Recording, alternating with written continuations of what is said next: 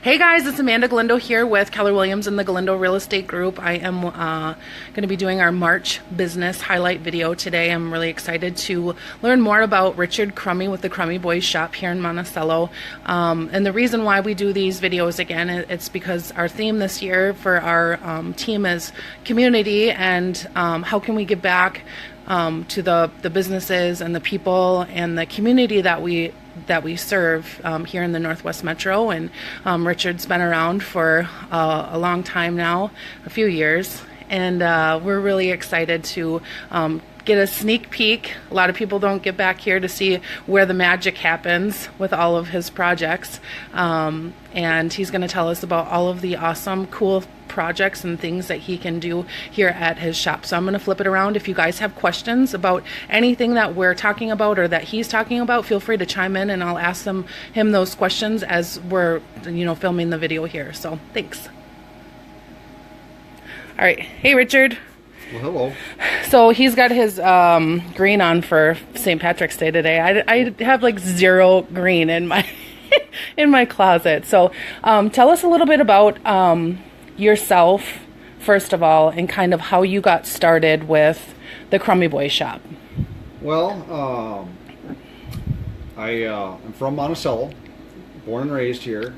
I went to school at the University of North Dakota. Okay. Graduated, and I took my first job out of college at Tecumseh Products in Michigan. Okay. I worked there for many years, and I had the opportunity back in 2007. With the wonderful downturn in the economy, to move back to Monticello. So I did. We came here on vacation, and we never left. Mm-hmm. So I bounced around a bit because it was a recession, and towards 2012 or 13, I don't remember off the top of my head, I had the opportunity to start a business. And I originally wanted a wood shop, but a wood shop was very expensive to start up. There were several around, and there was more skills that were involved in it that although I grew up in a wood shop, I just didn't have those skills. And not to say I couldn't have those skills, Mm-hmm. but my son came home from school with the engraving on his wood project, and I'm like, that's it. That's the niche I was looking for. So I went out and I started looking for laser engravers, and I walked into my rep in right off of 494, and there in their little showroom they had all these different projects that they had done with laser cuttings, engravings, pictures, and I knew right then and there that this is it. Mm-hmm. This is what I need to do. So I went and looked into it, and I bought my machine, and I never look back. Mm-hmm. It's been kind of an up and down road, as with any entrepreneur will tell you. It's up and you have really great days, and you have really, why am I doing this? When did you start? What year did you start? I believe I started. Well, it's 5 years this year. Okay. So that comes to what, 2012. Okay. So that sounds about, yes, May of 2012 is when I started. And I've done, since I've started, I went from almost nothing. I've gained a few realtors that I do all their closing gifts for. I've sent product that I've created all over the world, Mm-hmm. not just the United States. I've grabbed huge clients that I never thought I'd ever grab. Mm-hmm. The wooden book covers I took, we were talking about, and I'll pull one up and show. And it never stops. I never the business that I'm getting, the pieces I'm looking for, or the pieces that people are looking for, I'm getting bigger and bigger and bigger runs instead of just doing one-offs. And I love doing one-offs. I love creating one-offs, but sometimes there's the money for a one-off for a small business isn't quite there, Right. as well as doing a lot of one item. The other problem that you run into is you don't want to be a trinkets, and forgive me for this, but you don't want to be a trinkets and trash. Mm-hmm.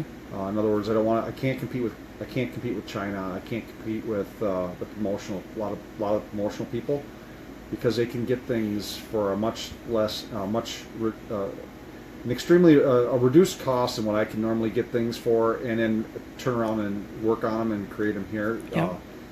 So you don't try to find those clients. I have made promotional items, but a lot of times it's specific items for what they want, what they're looking for, that they can't get from somebody else. Sure. And then I have no problem with that. Mm-hmm. I'll sit down and I'll design it up, make the magic happen for them. Yeah. Do you want to show us some of the things that you can do? So, and what you engrave and... We'll start with, and forgive the mess because it's more of a mad scientist area. That's all right. So this is a slider box that I'm working on, that I've posted. And it's engraved right here. Yep, this is going to be the company's name. Yep. These are high-end headphones for this particular company. So when they're done, when it's all said and done, this is going to be a roughly a $40 box for them. So you can tell it's really nice. Yeah, high these quality. are high-quality headphones. They're Yep. not your standard. And they slide together. If you noticed, if you look carefully, you can see that I've matched the grain all the way along the sides. So it aesthetically, when they set it on their desk or table, it just looks pleasing as well. Yeah. That's one of the details. It's all about the details. And that comes from your engineer background. Part of it's the engineer. Part of it is when you sit down and you look at and you make it, you can see all the errors. Yeah. This is a coaster that I'm making for a local guy. Cool. I made several of them for him, and I've actually made one set before that I wasn't happy with. Mm-hmm. Coasters need to be able to handle the liquids and the sweating from the glass. Yep. And I used a lacquer on them, and I knew that wasn't going to last, and he wasn't going to be happy with it. So I went back and I redid them, and I made them. I put a special oil over these, so that way they can handle the moisture. So, like, where did you get that design? Like, if somebody wanted to get something engraved, like, could you do a picture of yourself or your kids, or? So I've done tons of pictures. Okay. I wish I had I'm just trying to think if I have a picture. Okay. Hopefully it'll come in. But so this is his logo for Vintage Minnesota Hockey. Okay. It's his logo. He supplied me the logo, and I went through and I manipulated it in a way that it'll engrave nicely for him, and it looks just gorgeous. I have other people that have, like the realtor. I do wine carriers with. I don't have any. It's a bummer. I don't have it. I engrave pictures all the time. Okay. Pictures of people. Well, if you find one or a picture of one, we can post it on the link after we're done. It's not a big deal. So, and I just don't. Everything. There's so many things I do. I create them and I just send them out the door. So you can do wood. You do glass. Metal. I mark metals. Yep. Okay. Plastics. Some of the few items I can't do would be like anything that's got PVC or vinyl in it. Okay. There's a corrosive chemical that it gives off, a chlorine. Is it chlorine? I can't remember off the top of my head. It gives off, and it'll actually corrode and ruin the inside of the machine. Okay. So they don't want you doing plastics or PVCs and vinyls. Okay. I've done, if you've ever been to Pour Not Seago. Yep. All the glassware that has their logos on it, I've done all their glassware. Oh, cool. Cloth. You can do cloth too.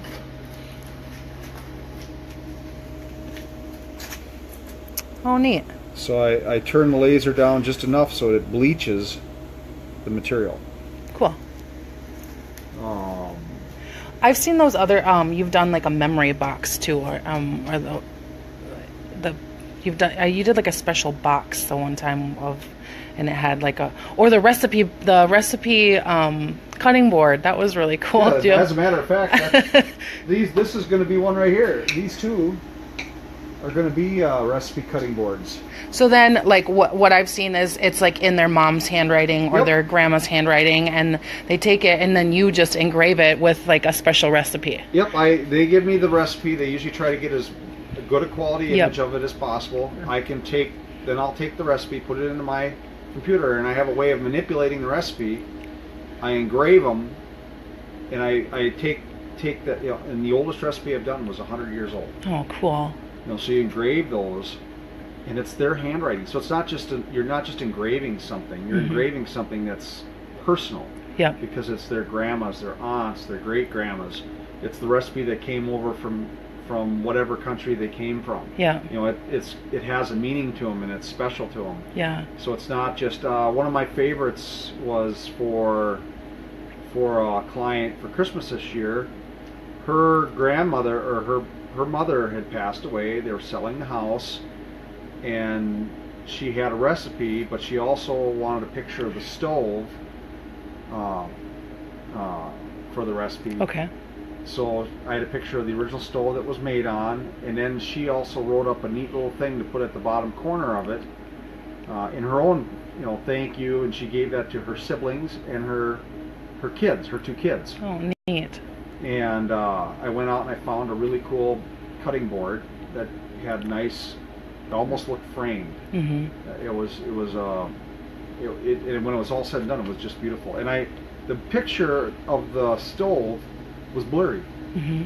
Because who takes pictures of stoves? They were selling the stove. They went through the house. They just took pictures. So it was just a blurry picture. And I'm asking, do you have any better ones? And she goes, this is all we got. Mm-hmm. So I had to use a little bit of artistic and I turned that blurry picture into a line drawing, so the blur wasn't an issue anymore. Okay. So there's a picture engraved onto a cutting board that means, again, it goes back. It's not a generic picture. It's not from some clip art thing. It's the picture of the stove that their mother used to make this recipe, thus making that item a personal and special gift. Right. Let's see. There's just trying to look around. I've made wedding box time capsules. Yeah. I worked with a woman back the second year I started to develop a wine box time capsule.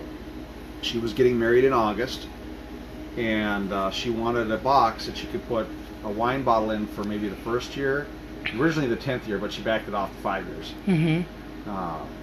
And with her help and some of my knowledge, we came up with this wedding box time capsule that you can nail together, and then at the appropriate times you can pull the nails out and pull that wine bottle out. Yeah.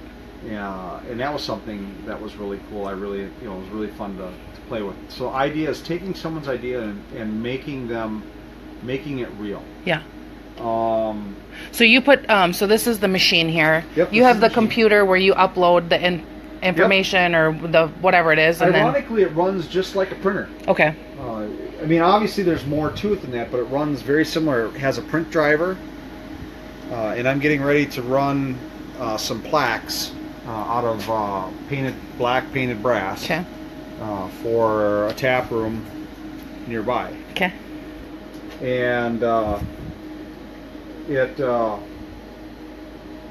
it's you design it up in the computer, and you have to know your settings because their settings are all different. You hit the button and you run it over here, and it spits out an item. Yep. And then you take it and you can work with it, and every item has different settings, so you kind of have to learn it. Plus the machine itself, each individual engraver and unit is different. So even though the settings, if you go take the same settings, go to the next one, it's going to be different. So it's almost like they have their own individual personality. So you have to kind of understand that. Yep. And then they change over time. The optics start to get a little dirty over time, or they deteriorate, and you have to keep them clean. But at the same time you're working on the optics, you have the tube, and you just have to. It takes a little bit of maintenance. And running an engraver is dirty and messy. You have to clean it all the time. Yep. At the end of the day, you have to take the time and clean things off, clean the optics off, just pull it apart. In fact, today after you leave off, I have to take my machine apart and clean it up. I have to tweak some of the the alignments, and then we're off to the races again running. Sure. But it's the machine itself is fairly simple to maintain. It's very intuitive overall. There's a few things as a past manufacturing engineer that drive me nuts. Don't understand why they did it, but in general, it's very simple to work with. Where I can take it apart, I can put things together. I can feel really comfortable by opening it up, and it's designed that way. Cool. So it's a 75 watt Epilogue Helix. It's made in the United States, supported in the United States. Mm-hmm. Wonderful company out of Colorado. Cool. Can't say enough about them. Awesome. They've been a big help over the years for tips and tricks that they offer. Awesome. They also have a cool library for samples that you can play with and try. Okay. Which also gives you some settings to go along with that. Okay. I'm trying to think if there's something over here off the top of my head. Do you want to show us the books? I can. The books, and then there's some tumblers too. I know those aren't done, but these are the Yeti tumblers, right? Well, those are from Sam's Club. They were bought from the client. So then you are going to, that's going to be a wedding thing, Yep. and you're going to engrave whatever they want to engrave on Yep. it. And then I see a cribbage board here. You're Yep, going to do something special with that? Yep, there's going to be a picture that's going to go into an auction. Okay. And that's going to be, I have to engrave the logo of the school on there for them. In fact, I probably need to do that. And that's for a local person I usually use he makes cutting boards for me. Okay. Wooden ones. Do you do the wood stuff here, or you do the engraving here? I do a lot of the engraving here. Okay, so with those cutting boards, I could go and... Yeah, like this cutting board here. You gotta sand it up. I've had this for a little while. This is locally made. Okay, so he makes it and then you engrave it. Yep, I could make these. Yep. But I found that it's easier. Sometimes it's easier just to go to somebody. Hey, can you make these for me? Because you specialize in the engraving, they specialize in the woodworking. Yep. Okay. And he's got all the tools for that. He's got the setup for it. He can run through and get these done, whereas it would take me a lot longer to do. Mm-hmm. And then I'll put on your logo. That's cool. And I actually designed all that. Minnesota seems to be a big thing, and I didn't necessarily want to say made in the United States, so sure. I actually have one made and engraved, and I also have one just engraved in Minnesota, because there are items I buy that are, I just engrave them. Yeah. So that's a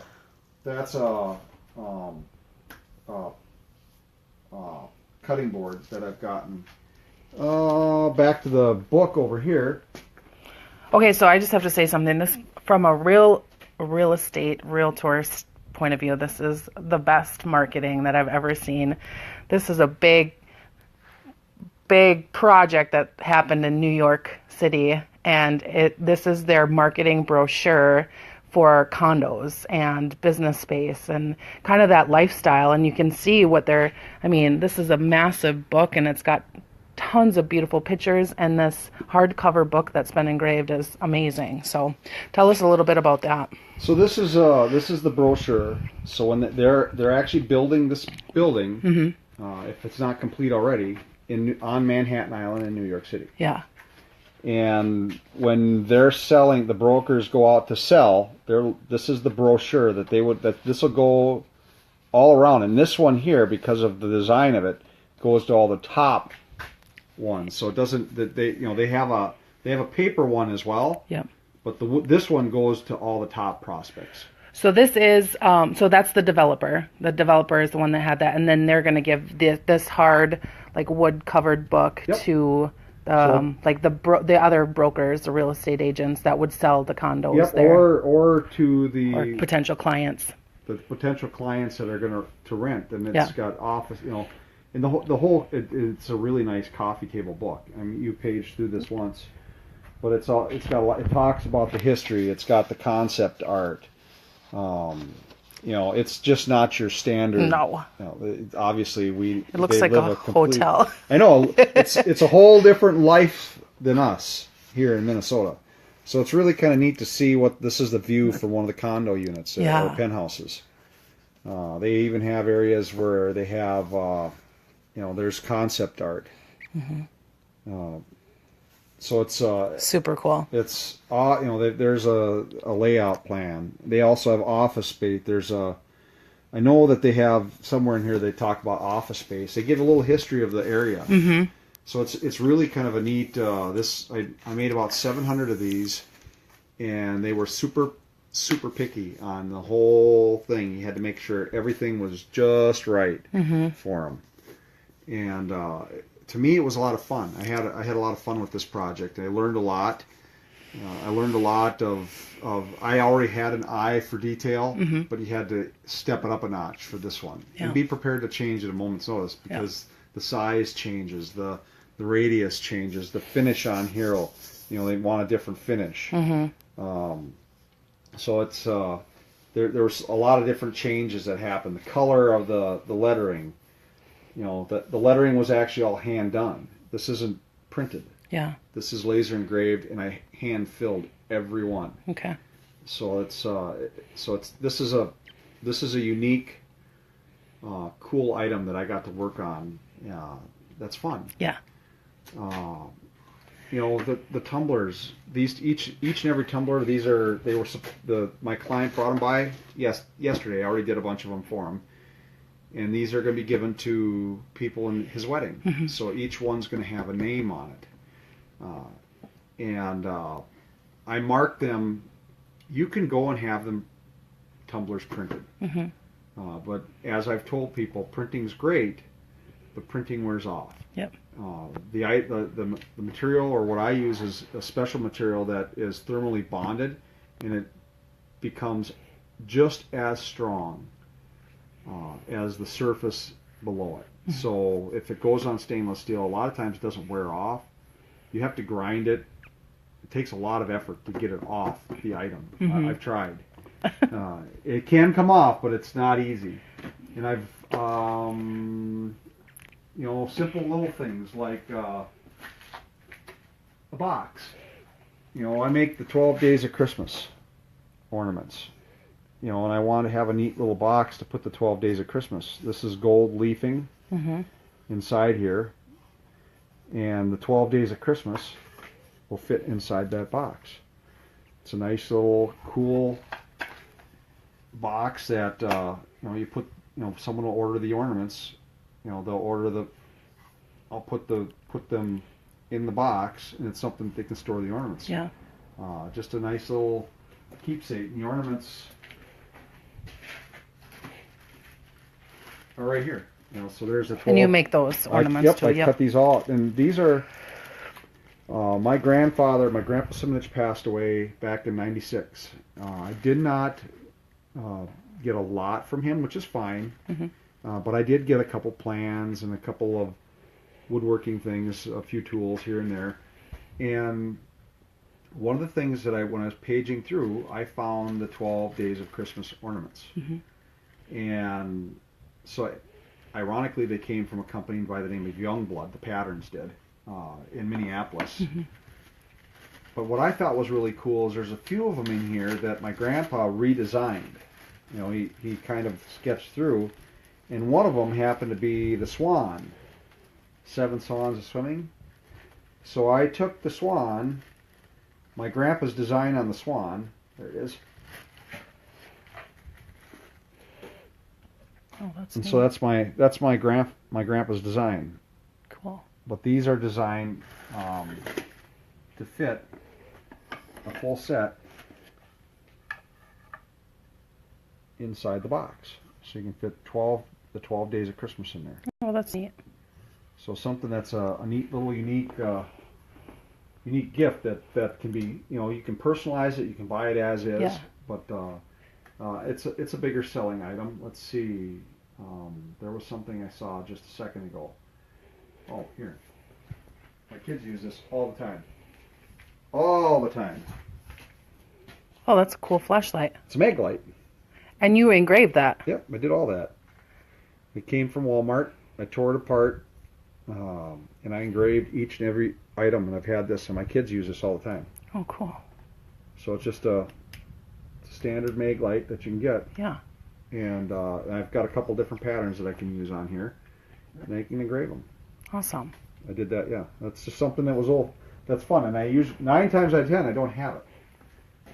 So basically, I mean, people, if somebody wants something engraved, you could pretty much do anything. I do have a picture. Okay. That's not his name. I have to redo it because I goofed up his name. Is it okay for me to Cover the names. Cool. So this is... So that was just a picture you put in the computer and then... Yep, and I manipulated to engrave it. Mm-hmm. And this is... I donate these. And I usually get just the materials cost for it. Mm-hmm. It's probably about a $70 award when it's all said and done. The boys at a certain level get the rank of Arrow of Light. Mm-hmm. And this is the Arrow of Light here. And it's kind of an honor for Cub Scouts before they move over to Scouts. Mm-hmm. And so every year since I've been in business, I've made these plaques. Donated them. I've donated them to the boys. This year I actually, because the cost of the materials is getting higher and higher, and there's getting more and more boys, Mm-hmm. I actually charge a nominal fee to make sure that we can cover the materials. But this is an award that, I lacquer it, I engrave it, and then, I love maple. Maple is really, really nice material to work with. Mm-hmm. You see the little flecks in there. Yeah. And then, but that's it, and this is just an okay picture. If you have really, really, really good pictures, the engravings you can do are just absolutely fantastic. Yeah. They're beautiful. Cool. I've done pictures on glass Mm-hmm. for. I've got one reel of pictures every now and then for a house picture that's I don't know if it's being sold or bought, but can you do it in glass instead of a wine box? Mm-hmm. Because I do these wine totes. I don't even have a wine tote. I can't believe I don't have a wine tote. I make those all the time, and so I'll engrave a pic. I've figured out the settings and how to do it, and I engrave a picture of the home on a piece of glass, and I frame it. Awesome. Put it in a frame for it. What else do I have? Tumblers. There's just so many things. There's a ton of things that people can do. So just to maybe like wrap it up and tell people like how they could find you, if they have questions, like what's your turnaround time? Depending upon the turnaround time, depends upon the project Yep. and how much thinking is involved in it. I try to get things through as fast as I possibly can. So I try, depending upon, and also depends upon a year and how busy I am, Mm-hmm. and what's going on at the time. Well, is that for a flight? Yep.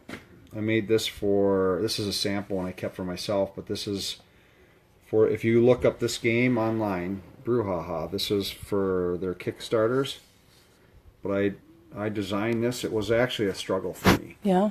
Because when I made this, they didn't want through holes. And if you've been to the tap rooms, Yep.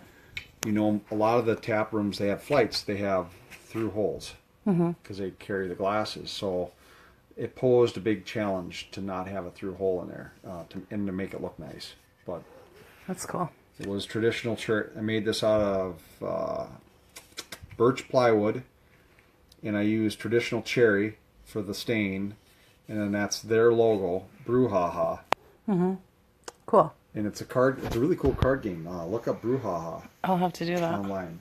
And I've done work with her. I made a bunch of wine totes back in 2013 for another project that they did called Between. It's now called Between. It was originally called Uncorked, but it's now called Between the Wines.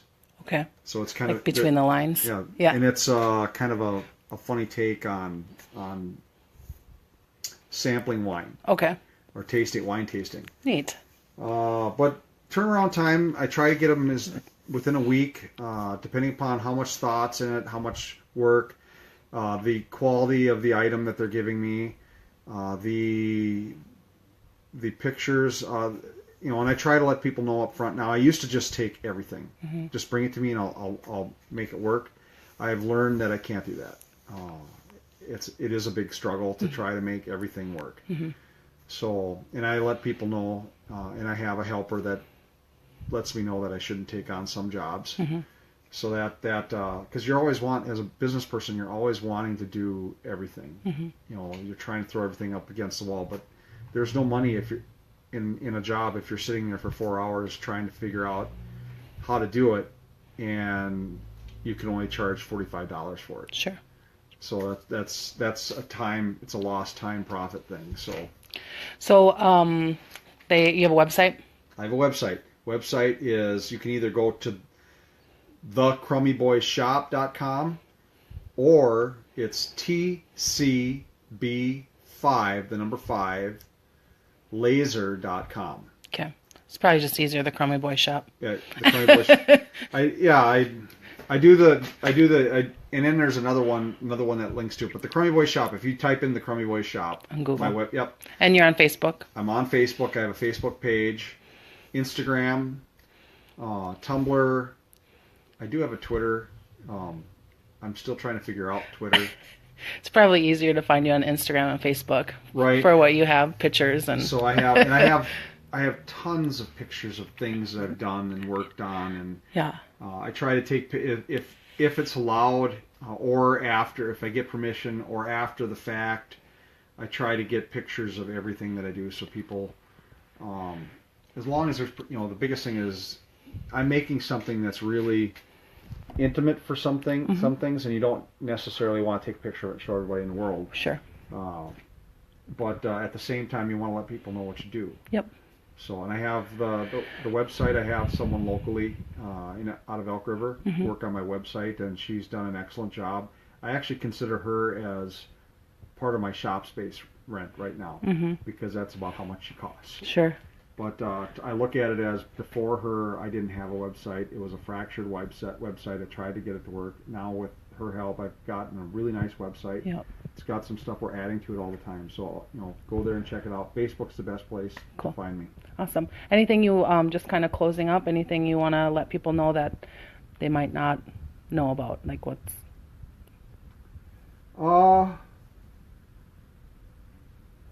Good question. I think we got a really good tour, and I really appreciate you allowing us to come in here. I know, this is kind of your it's like a mad your scientist safe lab. home, and this is where everything happens. But I also want everybody to know that we have an awesome person here in the area that does super cool things that you can buy from locally. I mean, if you're looking for client gifts, if you're looking for gifts for family, if you're looking for baby gifts, if you're looking for wedding gifts, there's so many things that you can do here, and I just encourage everybody to kind of reach out to you and ask if it's something that you can do here. Buy local instead of reaching out to somebody in Texas or California, or where all over the world. So and I'm not the only person in the world that does what I do, but I try to give everybody the best I possibly can. I pay particular attention to all the detail that goes into it. And if I can't, I try to find, I'll outsource to people that I trust to get the perfect item for them. Sure. But I love what I do. I have never, I've been a corporate person. I've traveled all over the place. I've worked in several different businesses, and for the first time ever, as stressful as being self-employed is, I love what I do. Yep. Every day, it's just something new. Yeah, and you can tell that, and I know just from being around you that you are really involved in the community, and you do give back, and that's really what's important to myself, but customers and clients in general. So I mean, I really want to encourage everybody to do that. I am thankful for the opportunity to interview you, and we're gonna share this all over and brag about you a little bit, because you don't do enough of that yourself. So well, thank you. Yep. Thanks Rich. Yep.